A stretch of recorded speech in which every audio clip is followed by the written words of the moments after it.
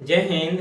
मैं Pappu sir PDF file में आपका फिर से स्वागत करता हूं। तो चलिए आज प्राथमिक कक्षा के चैप्टर नंबर 3 का इतिहास का लास्ट सेशन चलेगा।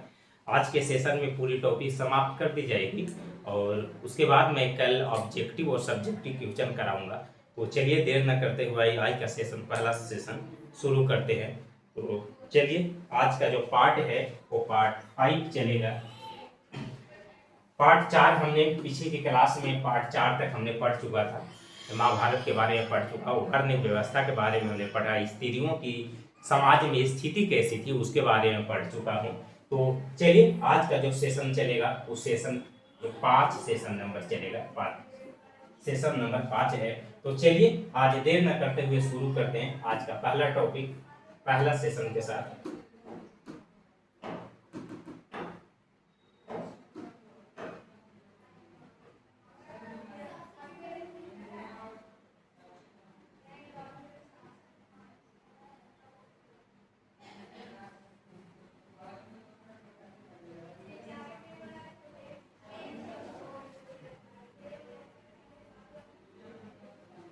चलिए आज हम लोग को जो पढ़ना है वो पारंपरिक महाकाव्य की संरचना के बारे में पढ़ना है। महाभारत की संरचना किस प्रकार से हुआ था उसके बारे में आज जानते हैं। कहता है कि महाभारत एक महाकाव्य की संरचना कैसे हुआ। तो महाभारत की कहानियां मैं पीछे वाली क्लास में मैं बता चुका था। तो जो हमारे नए चैनल से जुड़े हैं जाकर पीछे के वीडियो आप देख सकते हैं। महाभारत हम लोग पढ़ चुके थे, महाभारत के बारे में हमने जिक्र किया था। महाभारत का जिक्र हमने किया था। तो बताएं कि महाभारत का जो रचना हुआ था वो रचना 500 बीसी से 500 ईस्वी तक चला। महाभारत की रचना जो होने में जो पूरी समय जो लगा वो 1000 ईस्वी तक, 1000 वर्षों तक महाभारत की रचना होते रहा। महाभारत जो है वो 500 बीसी से 500 ईस्वी तक लिखा गया था। महाभारत की जो रचना है वो 1000 वर्षों तक लिखा गया। महाभारत 1000 वर्षों तक लिखने का कारण ये था कि महाभारत कहीं एक जगह पर रखा हुआ नहीं था। महाभारत की कहानियां अलग अलग देशों से इकट्ठा किया गया था। महाभारत की जो कहानियां है वो भारत के अलग अलग हिस्सों से इकट्ठा किया गया था। तो महाभारत की कहानियां को जानकारियों को इकट्ठा करने में इतना सालों तक समय लग गया। महाभारत जब लिखा जा रहा था उस समय 8800 श्लोक थे महाभारत में। जब उस समय जब महाभारत लिखा गया उस समय महाभारत में से 8800 श्लोकों की संख्या था। अभी अगर वर्तमान में 1,217 श्लोक है। महाभारत में 1,217 श्लोकों की संख्या अभी वर्तमान में है। महाभारत की जो रचना है वो वेद व्यास ने किया था। वेद व्यास ने। अब सबसे जरूरी चीज मैं बताने जा रहा हूँ, सोचिए। महाभारत की जो रचना वो वेद व्यास ने ही किया था। लेकिन जब वेद व्यास को जब जानकारियां मिला ना कि वेद महाभारत की जो कहानियां है बहुत लंबी है, बहुत विशाल होने वाली है महाभारत की कहानियां, तो वेद व्यास को इस बात का चिंता हुई कि इतना बड़ी रचना करेगा कौन, मैं तो नहीं कर सकता हूँ। तो वेद व्यास को ब्रह्मा जी ने उपदेश दिया, सलाह दिया कि तुम गणेश जी से एक काम करवाओ, गणेश जी से तुम महाभारत को लिखवा दो। जब वेद व्यास गणेश जी के पास गए तो गणेश जी ने एक उनसे शर्त रखी, तो जब हम लिखना शुरू करेंगे तो मेरा जो कलम है एक क्षण के लिए भी नहीं रुकना चाहिए। वेद व्यास ने एक शर्त गणेश जी के सामने रखे। वेद व्यास ने गणेश जी के सामने एक शर्त रखे कि आप बिना अर्थ को समझे कोई कहानी नहीं लिखेंगे। तो गणेश जी वेद व्यास बोलते गए और गणेश जी उस कहानी को लिखते गए। इस प्रकार से जाकर महाभारत की रचना हुई थी। महाभारत की रचना जो है वो महाभारत में ही हम लोग को पढ़ना था वर्ण व्यवस्था। और वर्ण व्यवस्था भारत में जो है, भारत में जो वर्ण व्यवस्था था वो 4 प्रकार के थे। एक ब्राह्मण थे, एक क्षत्रिय थे, और क्षत्रिय के बाद जो आते हैं वो वैश्य थे, और वैश्य के बाद जो वर्ग आया उसको शूद्र कहा गया। महाभारत के अनुसार जो है सबसे ऊंची जाति जो था वो सबसे ऊंची जाति ब्राह्मण को माना गया और सबसे निचली जाति शूद्र को माना गया था। ब्राह्मण को कहा गया कि यज्ञ कर सकता है, करवा सकता है, ये पूजा पाठ कर सकता है। क्षत्रिय का काम का था कि ये राजा बन सकता है, ये युद्ध कर सकता है और ये लोगों का रक्षा कर सकता है। ये कहा गया क्षत्रिय का काम बताया गया। वैश्य का काम क्या था? तो कहा गया कि वैश्य जो थे वो व्यापारी कर सकता है, ये व्यापार बन सकता है। और इन लोग तीनों मिल करके सेवा किसको किए? ब्राह्मण को किए। और वैश्य और शूद्र सेवा क्षत्रिय को किए, और शूद्र को सबसे नीची जाति माना जाता था। और शूद्र का काम था इसके से ऊपर तीनों वर्गों का सेवा करना। अब कहा है कि ब्राह्मण, ब्राह्मण कहां से आया? तब कहा गया कि चारों वर्ण जो है वो चारों वर्ण की उत्पत्ति जो है वो ब्रह्मा जी के शरीर से हुआ। तब ब्राह्मण को जो उत्पत्ति हुआ वो मुख से हुए, क्षत्रिय जो है वो बाजू से उत्पन्न हुए, और वैश्य जो है वो जांघ से उत्पन्न हुए, और जो शूद्र है वो पैर से उत्पन्न हुए। ये सारी कहानी हमने फीडबैक, हमको मैं इसलिए फीडबैक दे दिया कि जो हमारे चैनल से जो नए जुड़े हैं, जो पहली बार हमारे चैनल पर आ रहे हैं, वो जाकर इस कहानी को पीछे वाले वीडियो में, पीछे वाले पार्ट में आप जाकर देख सकते हैं। तो यहाँ तक महाभारत की कहानियां में बंधुत्व जाति तथा वर्ग की जो चैप्टर है उस चैप्टर में हम यहाँ तक पढ़ चुके थे। स्त्री की स्थिति के बारे में क्या बताया गया कि स्त्री की स्थिति गोत्र के आधार पर होता था। कई गोत्र ऐसे होते थे, कई जगह कई वंश ऐसे होते थे जो शादी के बाद अपने पिता का सरनेम को छोड़ करके अपने पति का सरनेम अपना लेते थे। कई वंश ऐसे हुए जो शादी के बाद भी महिलाएं अपना पिता का गोत्र को नहीं छोड़ा। गोत्र का मतलब क्या होता है? गोत्र का मतलब होता है कि अगर कोई व्यक्ति या महिला या पुरुष अपने नाम के पीछे अगर सरनेम लगाता है तो वही गोत्र कहलाता है। जैसे मान लीजिए कोई कश्यप है, कोई व्यक्ति नाम के पीछे कश्यप लगा रहा है तो कश्यप उसका क्या हो जाएगा? गोत्र हो जाएगा। और जो व्यक्ति, कहा गया इस महाभारत के अनुसार, कहा गया कि जो व्यक्ति कश्यप अगर अपना टाइटल लगाएगा तो उसको माना जाएगा कि वो किस खानदान से है, वो ऋषि कश्यप के खानदान से है। एक गोत्र जो है, सबसे जरूरी चीज, जो गोत्र शब्द कहां से आया? तो गोत्र शब्द आया ये ऋषि मुनियों से आया, विद्वानों से आया। जो संस्कृत के जो लोग विद्वान होते थे उसको से गोत्र शब्द आया। गोत्र कहने का मतलब कि जो भी व्यक्ति अपने नाम के पीछे सरनेम यूज करता था उसको कहा जाता था कि वो किसी विद्वान के खानदान से आया है, वो किसी ऋषि मुनि के खानदान से आया है। जैसे कोई अगर नाम के पीछे अगर कश्यप लगाता है तो ऐसा कहा जाएगा, ऐसा माना जाता था कि ये जो कश्यप जो लोग लगाया है सरनेम, वो ऋषि कश्यप के खानदान का वंशज होगा। ऐसा महाभारत के अनुसार माना गया कि जो व्यक्ति कश्यप टाइटल लगाएगा वो ऋषि कश्यप के खानदान से, वो ऋषि कश्यप के वंशज हुए होंगे। तो ये था गोत्र। गोत्र का मतलब व्यक्ति के नाम के पीछे लगाया गया सरनेम गोत्र कहलाता है। तो यहाँ तक हमने पढ़ चुका था। चलिए आज की पहला सेशन हम स्टार्ट करते हैं। महाभारत जो कहता है कि महाकाव्य की संरचना कैसे हुआ, महाभारत की रचना कैसे हुआ। तो दुनिया का सबसे बड़ा महाकाव्य जो है, दुनिया का सबसे बड़ा महाकाव्य, सबसे बड़ा महाकाव्य जो कहा गया तो दुनिया का सबसे बड़ा महाकाव्य महाभारत को माना गया।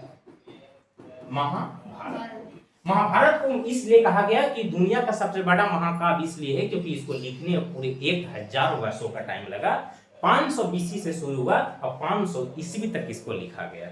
इसमें 8800 श्लोक थे, शुरुआत में 8800 श्लोक थे और अभी तो 1,02,17 श्लोक हो चुका है। कहता है कि मौखिक परंपरा से लेकर विश्व धरोहर तक ऐतिहासिक और दार्शनिक सफर, कहने का मतलब कि पुराने से पुराने समय से लेकर के अभी तक महाभारत के धरोहर क्या था, इसका लिखावट क्या था, इसका सजावट क्या था, इसका दार्शनिक सफर क्या था, ये कैसे कैसे गुजरा, इसकी कहानियां क्या था, उसके बारे में हम आज जिक्र करने वाले हैं।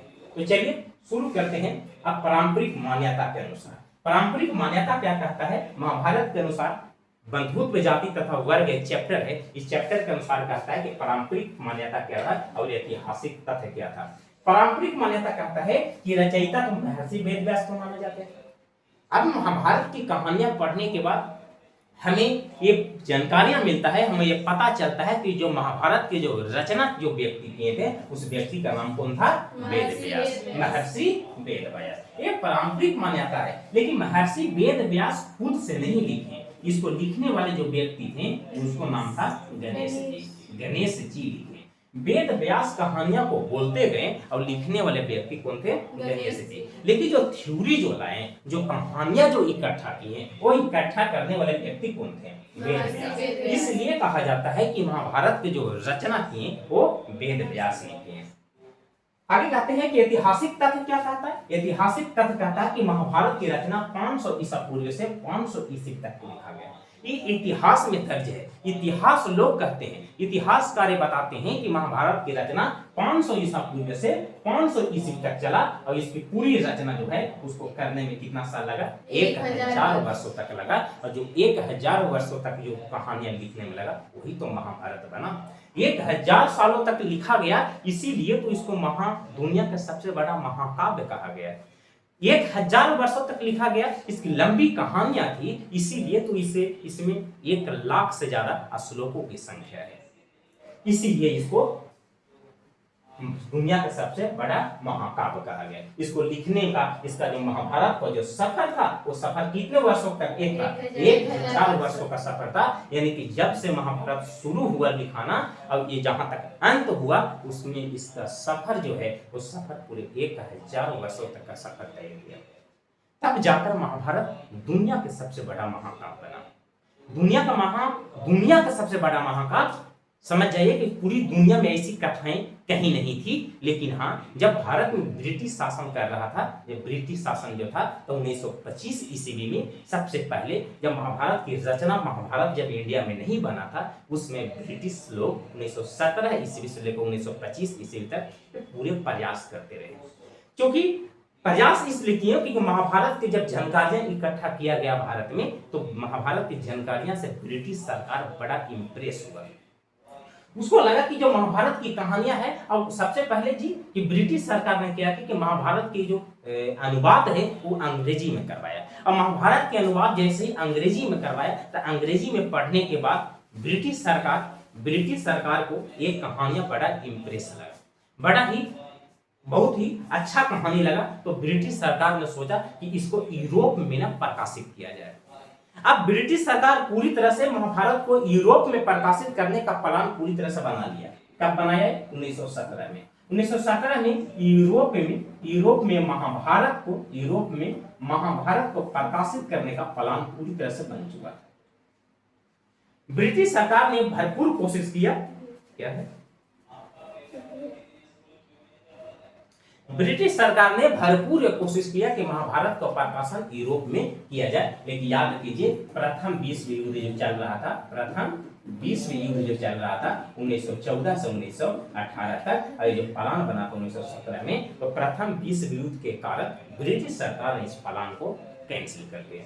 नहीं तो अगर प्रथम विश्व युद्ध नहीं चल रहा होता उस समय, तब भारत में महाभारत की जानकारी, महाभारत जो सीरियल जो बना वो भारत में आने से पहले यूरोप में उसका प्रकाशन हो गया होता। तो चलिए ये था महाभारत की 1000 वर्षों का कहानियां। चलिए आगे चलते हैं। 500 ईसा पूर्व शुरू हुआ और कहां तक चला? 500 ईस्वी तक चला और पूरे 1000 वर्ष तक इसका समय चला। अतः आधुनिक इतिहासकारों का मत क्या था, मतलब उनका कहने का, उनका सोच क्या था वो जानते हैं। आधुनिक इतिहासकार का मत क्या था? तो ये योद्धाओं की वीर गाथाएं काव्य रूप में प्रस्तुत करते थे। काव्य रूप में कहने का मतलब कि इतिहासकार जो थे वो उस समय के वीर योद्धा जो थे, जो क्षत्रिय हुआ करते थे, जो लड़ाइयां लड़ता था, वो उनकी वीर गाथाएं का मतलब उनका बहादुरी की जो कथा है वो काव्य में प्रस्तुत करते थे। काव्य के मतलब है कि पोएट्री गा करके, कविता गा करके प्रस्तुत किया जाता था कि वो व्यक्ति, वो योद्धा, वो क्षत्रिय, वो राजा कितना वीर था, वो अपने जीवन में क्या क्या अच्छा वाला काम किया, वो कितना युद्ध किया, ये सब काव्य के रूप में प्रस्तुत किया जाता था। मतलब कि कविता गा कर बताया जाता था कि वो महाभारत का जो योद्धा है वो किस प्रकार के राजा था। प्रारंभिक कथा सूतो सारथी कवियों द्वारा सुनाई जाती थी। कहने का मतलब क्या है कि प्रारंभ में जो कहानियां, जो वीर कथाओं जो गाया जाता था, बहादुरी का जो बात बताया जाता था, वो राजा कितना बहादुर था, उसका सारथी जो होता था ना, सारथी कवियों द्वारा इसका कहानी सुनाया जाता है। सारथी कहा जाता है जो राजा का जो रथ चलाता था उसी को सारथी कहा गया। यह पूरी परंपरा पीढ़ियों तक मौखिक रूप में चलती रही। यह परंपरा पीढ़ी दर पीढ़ी चलता रहा। अगर महाभारत आप लोग देखे होंगे तो महाभारत में जो एक राजा अगर एक राजा का कोई अगर सारथी होता था तो उसके खानदान में पीढ़ी दर पीढ़ी चलता था, वो राजा के सारथी हुआ करता था। चलिए आगे चलते हैं। लेखन कार्य और विकास। लेखन कार्य, कथा और विकास, यानी महाभारत के लेखन कार्य कैसे हुआ, महाभारत कब से कब तक चला, इसके बारे में हम बताते हैं। कथा का विकास मतलब कहानी का विकास कैसे हुआ। मौखिकता, मौखिकता मतलब मौखिक रूप से मुंह से क्या क्या कहा गया, सूतों द्वारा वीर गाथाओं का गायन, वीर गाथाओं का गायन किया गया। कहने का मतलब क्या हुआ कि मुंह से बताया गया, तो सूतों द्वारा वीर गाथाओं यानी बहादुरी का गायन किया गया। फिर कहा गया कि संकलन में क्या है, अब संकलन का मतलब वही लिखावट। अब 500 ईसा पूर्व से 500 ईस्वी तक महाभारत की रचना हुई। अब ब्राह्मण विद्वानों ने कथाओं को लिखित रूप देना शुरू किया, और जितना ब्राह्मण विद्वान थे ना, पढ़े लिखे जो संस्कृत का विद्वान थे, वो इसका एक अलग रूप देने का प्रयास किया। अब एकीकरण 200 ईसा पूर्व से 200 ईस्वी तक समय समय पर नए नए उपदेश, सामाजिक नियम और मनु स्मृति के विचार जैसे 8 प्रकार के विवाह जोड़े गए। अब इसी में महाभारत की जो जब रचना शुरू हुई तो 200 ईसा पूर्व से 200 ईस्वी तक, याद कीजिएगा इसे, 200 ईस्वी है, 200 ईसा पूर्व से 200 ईस्वी तक,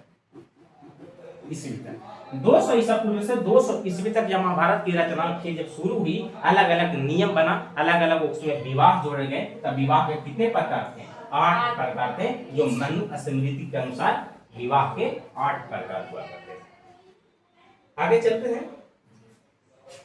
इस निरंतर प्रक्रिया में 1000 वर्ष लगे। कितने वर्ष लगे, 1000 वर्ष तक लगे। कहने का मतलब कि महाभारत को लिखने में टोटल 1000 वर्ष लगा। श्लोकों की वृद्धि जो है कोई 10,000 वर्षों, सॉरी 1000 वर्षों का प्रभाव था। श्लोकों की वृद्धि कहने का मतलब कि जब श्लोक महाभारत में श्लोकों को डाला गया तो शुरुआत में 10,000 से भी कम श्लोक थे, 10,000 से भी कम श्लोक थे, जो बाद में 1,02,17 हो गया। यानी कि कहने का श्लोकों की वृद्धि 1000 वर्षों तक का प्रभाव था। 1000 वर्षों तक जो महाभारत लिखने की जो सिलसिला चला, जो परंपरा चला, उस अनुसार जैसे जैसे लिखाया गया वैसे वैसे उसमें श्लोकों को ऐड किया गया।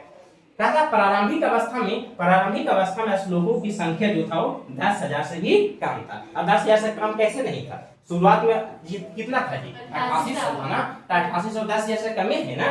तो शुरुआत में जब महाभारत की रचना हुई थी उस समय श्लोकों की संख्या कितनी थी, 1000। अब अंतिम अवस्था में इसकी संख्या 1,00,000 से अधिक हो गया। 1,00,000 से अधिक हुआ ना, अभी कितना है, 1,02,17 श्लोक है, इसलिए 1,00,000 से अधिक इसको माना गया। आगे चलते हैं। 1000 वर्षों में सामाजिक नियम, 1000 वर्षों तक जब महाभारत की गाथाएं जब लिखा गया तो उसमें कौन कौन सी परिवर्तन देखने को मिला और कौन कौन से नियम देखने को मिला। तो कहता कि 1000 वर्षों में सामाजिक नियमों, उपदेशों और नई कथाओं को जोड़ने से यह विश्व के सबसे विशाल महाकाव्यों में से एक। सिंपल सी बात।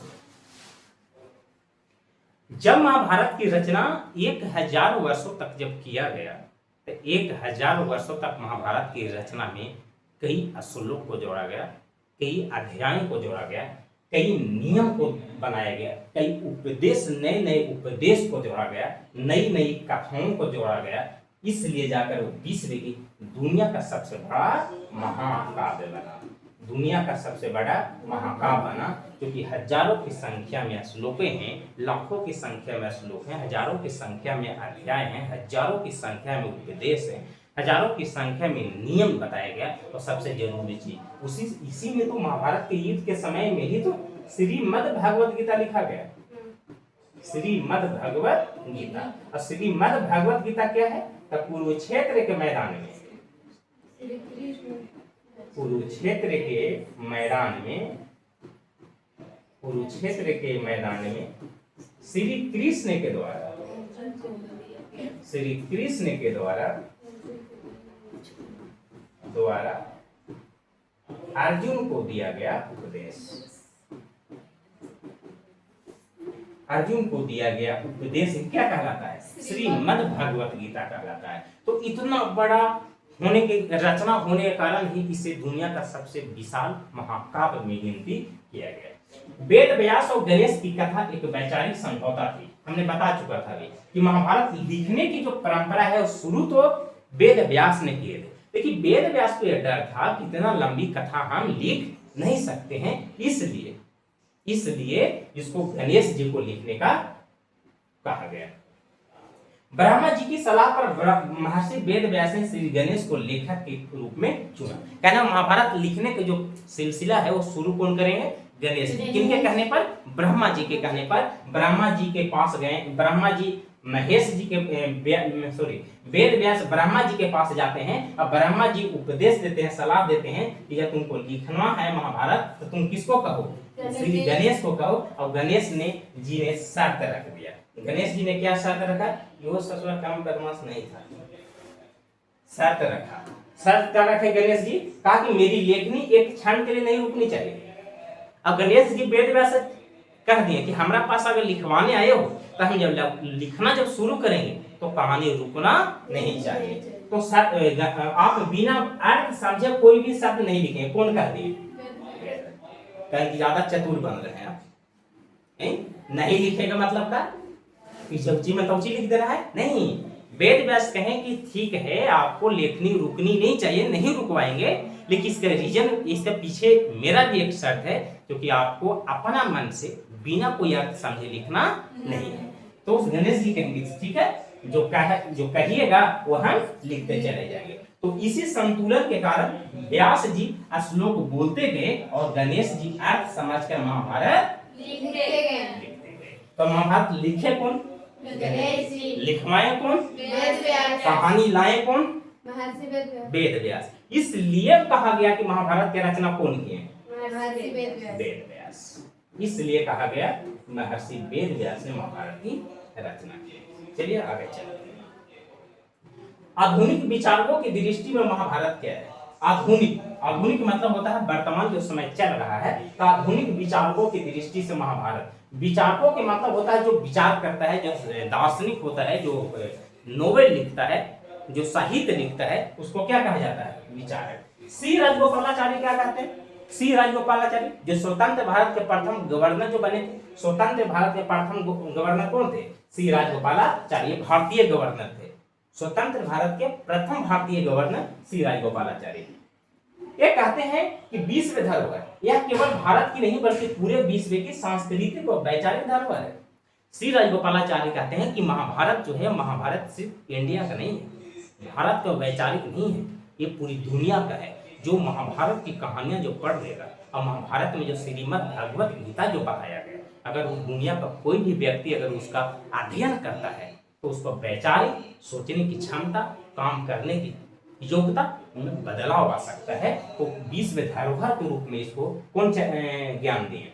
श्री राजगोपालाचार्य कहें कि ये केवल भारत की ही नहीं है बल्कि पूरे विश्व की सांस्कृतिक और वैचारिक धरोहर है। महात्मा गांधी क्या कहते हैं? महात्मा गांधी भी महाभारत के बारे में बोले। महात्मा गांधी कहते हैं कि आशा की एक नई किरण है।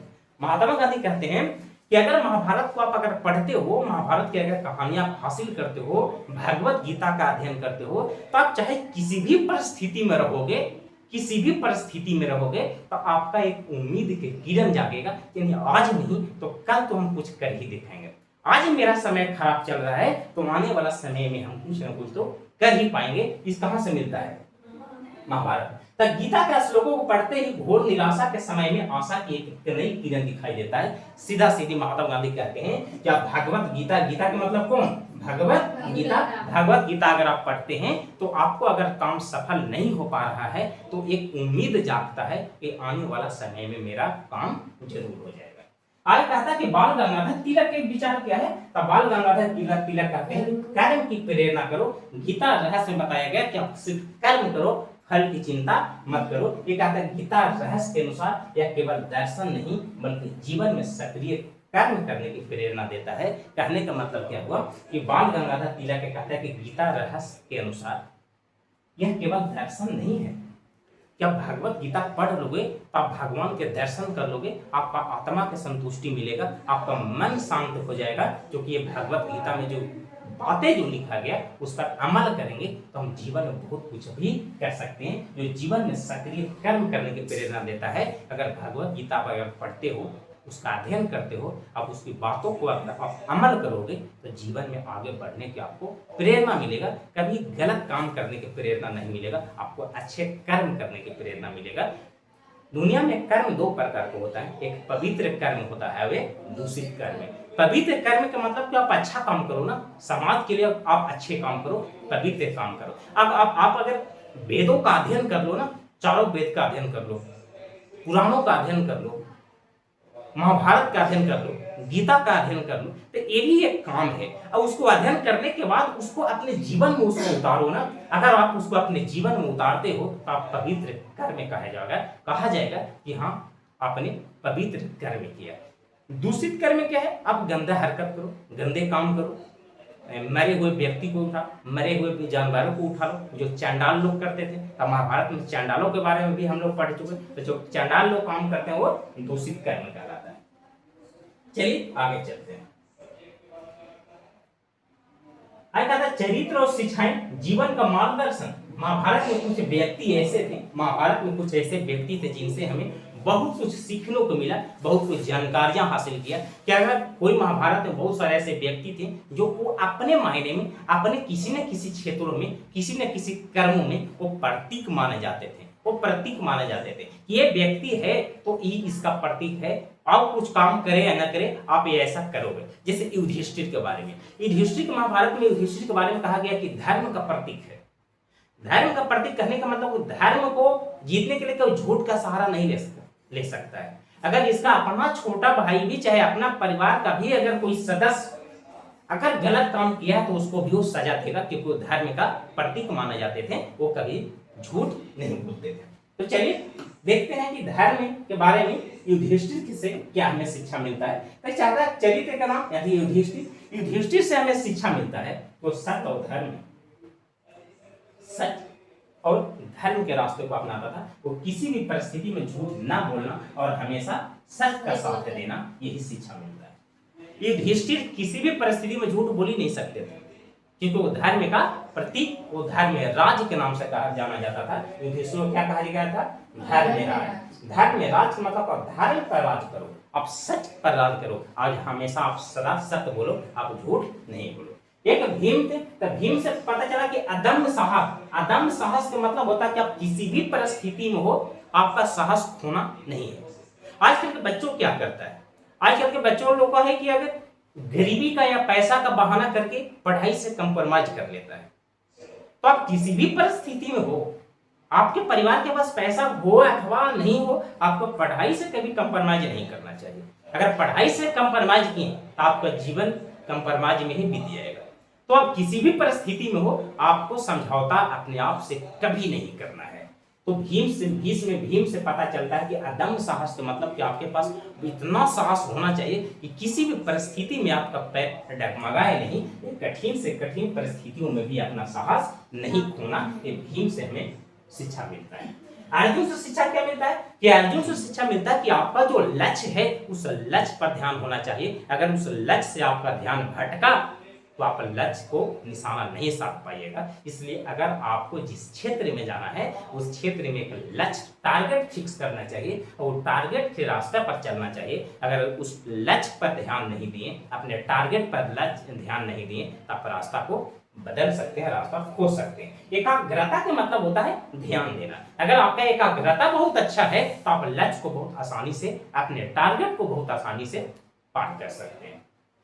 अर्जुन से मिलता है कि अपने लक्ष्य पर पूर्ण और अविचलित एकाग्रता रखना, मतलब आप विचलित नहीं होना है, डगमगाना नहीं है। जो आपका टारगेट है उस सिर्फ ध्यान अपने टारगेट पर ही रखना है। भीष्म से यह पता चलता है कि निष्ठा का मतलब होता है कि अपने कर्तव्य का पालन कर लो, आप अपने वचन का पालन कर लो। भीष्म के बारे में कहानी बताए थे ना कि भीष्म एक ऐसा व्यक्ति था जो प्रतिज्ञा लिया था कि जीवन भर आजीवन हम ब्रह्मचर्य रहेंगे और अपने वादे के मुताबिक वो ब्रह्मचर्य का जीवन बिताएं। तो भीष्म से हमें पता चलता है कि अपने कर्तव्य और दिए गए वचन का क्या करना है, पालन करना है। श्री कृष्ण के क्या पता चलता है? तो बुद्धि और विवेक। अगर आपके पास बुद्धि है, आपके पास विवेक है, आपके पास दिमाग है, तो किसी भी परिस्थिति में, किसी भी हालात में, किसी भी मुसीबत का सामना कर सकते हैं और उसको आसानी से आप विजय प्राप्त कर सकते हैं। सही मार्गदर्शन प्राप्त करना और जीवन में विवेक का प्रयोग करना। सही रास्ता देखो ना, सही रास्ता लोग आजकल के बच्चे भटक क्यों जा रहे हैं? पढ़ बहुत रहा है, बहुत लोगों को, बहुत बच्चों को हम देखें कि रात दिन पढ़ रहा है, लेकिन फिर भी उसको सफलता हासिल नहीं हो रहा है। पढ़ बहुत रहा है, फिर भी रिजल्ट क्यों ना आ रहा है? इसका रीजन ये है कि उसको पढ़ना क्या है, उसको ये जानकारी नहीं। अगर उसको जिस दिन ये जानकारी मिल जाए, उसको ये एहसास हो जाए कि हमको पढ़ना क्या है, वो 4 घंटा पढ़ ले, 6 घंटा पढ़ ले, 24 घंटा पढ़ने की जरूरत नहीं है। 6 घंटा पढ़ लो, लेकिन सही चीज पढ़ो, जो टारगेट आपका है उस टारगेट के अनुसार पढ़ो, तो आपको सफलता बहुत आसानी से मिल जाएगी। दुर्योधन और शकुनी से क्या मिलता है? महाभारत के सबसे दुष्ट लोगों में से गिना जाता था दुर्योधन और शकुनी, सबसे दुष्ट, सबसे बदमाश। बचने योग आप गुण, आपको में कोई गुण है ये नहीं, कोई भी गुण आप में नहीं। क्रोध, ईर्ष्या, लालच और छल से स्वयं को बचाना। कहा गया कि दुर्योधन और शकुनी इतना लालची था, इतना ईर्ष्या करता था कि इन्हों दोनों शत्रुओं का किया महाभारत करवा दिया। अब इन लोग के चलते पांडव और कौरव पूरा परिवार जो है, पूरा खानदान जो है वो विनाश के रास्ते पर चला गया। पूरी तरह से पूरा खानदान ही इसका बर्बाद हो गया। तो दुर्योधन और शकुनी से मिलता है कि हमें क्रोध नहीं करना चाहिए, क्रोध से बचो, ईर्ष्या से बचो, और किसी दूसरे व्यक्ति के साथ धोखा करने से बचो, छल करने से बचो। अगर आपको में ये सारे गुण हो आ गया तो आप अच्छे इंसान बन जाओगे, वरना जीवन भर भटकते रहोगे। मेरे हिसाब से स्लाइड समाप्त होने वाली है। तो महाभारत का अंतिम संदेश का है, इस महाकाव्य का अंतिम संदेश क्या कहता है, ये चैप्टर का लास्ट स्लाइड है, लास्ट सेशन चलेगा। उसके बाद हम ऑब्जेक्टिव है, सब्जेक्टिव, क्वेश्चन आंसर जो VBI जो है क्वेश्चन बैंक से हम क्वेश्चन लाएंगे छाट करके, अब आप लोग हम करवा देंगे। तो महाभारत ये महाकाव्य का जो अंतिम संदेश है, वो अंतिम संदेश क्या कहता है? ये अंतिम संदेश कहता है बच्चों कि महाभारत केवल एक युद्ध कथा नहीं है। महाभारत को पढ़ने के बाद हमें सिर्फ ये दिमाग में नहीं रखना चाहिए, महाभारत की कहानियां पढ़ने के बाद, भगवत गीता पढ़ने के बाद हमें दिमाग में ये बात नहीं रखना है कि ये सिर्फ युद्ध की कथा है, कि इसमें सिर्फ युद्ध के बारे में बताया है। नहीं, सिर्फ युद्ध की कथा नहीं है, बल्कि यह नैतिक, सामाजिक और राजनीतिक और आध्यात्मिक ज्ञान का एक विशाल भंडार है। अगर महाभारत की आप रचना करो, महाभारत का अध्ययन करो और अच्छे से उसका जिक्र करो, अपने दिलो दिमाग में अगर उसके बातों को बैठा लो, तो युद्ध नहीं लगेगा। महाभारत की कहानियां, भगवत गीता की कहानियां अगर अच्छे से पढ़ लो, अच्छे से अध्ययन कर लो और उसकी बातों का अगर अमल कर लो, तो ऐसी युद्ध नहीं रह जाती है। इसके पीछे आध्यात्मिक ज्ञान का प्राप्ति होता है, राजनीतिक का ज्ञान प्राप्त होता है, आर्थिक सामाजिक के बारे में आपको ज्ञान प्राप्त होता है। तो महाभारत को अगर जब भी पढ़ने के लिए आप लोग बैठिए, तो सिर्फ एक बैठ के नहीं पढ़िए कि महाभारत में पांडव और कौरवों के बीच युद्ध हुआ था, उसके बारे में हमको जानकारियां हासिल करना है। अगर सिर्फ पांडव और कौरवों के युद्ध के बारे में, महाभारत के युद्ध के बारे में ही अगर जानकारी हासिल करने के लिए बैठे ना पढ़ने के लिए, तो सिर्फ और सिर्फ आप वही पढ़ पाइएगा जो पांडव और कौरवों की युद्ध के बीच की घटना था। अगर आप ये समझिए कि हमको युद्ध के अलावा हमको और कुछ भी ज्ञान करना है महाभारत की में कहानियां पढ़ करके, तो आप अगर दिमाग में बात रखिए, तो आपको नैतिक के बारे में जानकारियां मिलेगा, आपको सामाजिक जीवन के बारे में जानकारियां मिलेगा, और सबसे जरूरी चीज राजनीतिक और आध्यात्मिक ज्ञान के बारे में जानकारियां मिलेगा कि महाभारत के पढ़ने से हमें कितना चीज का जानकारी मिलता है। तो महाभारत जो है वो महाभारत सिर्फ महाभारत के युद्ध नहीं है, महाभारत युद्ध की कथा नहीं है। महाभारत में सिर्फ युद्ध के बारे में नहीं बताया गया, महाभारत में बहुत सारे चीजों के बारे में बताया गया। इसलिए रिक्वेस्ट है, आज की सेशन यहीं पर समाप्त करते हैं, और आज की चैप्टर, ये जो चैप्टर है यहीं पर समाप्त होता है। कल बाकी सब्जेक्टिव ऑब्जेक्टिव मैं आप लोग को करा दूंगा।